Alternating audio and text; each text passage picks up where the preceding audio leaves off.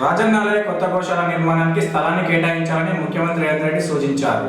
సువిశాలమైన స్థలంలో రాజన్న ఆలయానికి కొత్త గోశాల నిర్మాణం కోసం స్థల సేకరణ చేపట్టాలని ప్రభుత్వ విప్ ఆది శ్రీనివాస్కు ముఖ్యమంత్రి రేవంత్ రెడ్డి సూచించారు.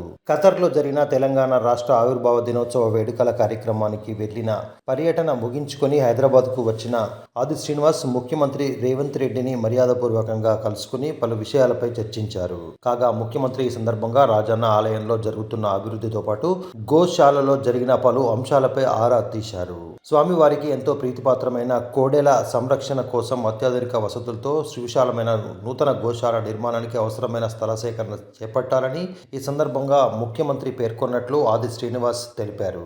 కాగా ఆది శ్రీనివాస్ ఖతర్ పర్యటనలో భాగంగా తెలంగాణ గల్ఫ్ సమితి ఖతర్ వారి ఆధ్వర్యంలో నిర్వహించిన ఆవిర్భావ దినోత్సవ వేడుకల్లో పాల్గొని తిరిగి రాష్ట్రానికి తిరిగి వచ్చారు. ఇటీవల 200 కోట్లతో వేములవాడ నియోజకవర్గానికి young India integrated residential school complex మంజూరు చేయడంతో పాటు ఏఐసిసి ప్రకటించిన కమిటీలలో తెలంగాణ రాష్ట్ర Congress party political affairs committee, delimitation committee సభ్యులుగా నియమించడం పట్ల ముఖ్యమంత్రికి కృతజ్ఞతలు తెలియజేశారు.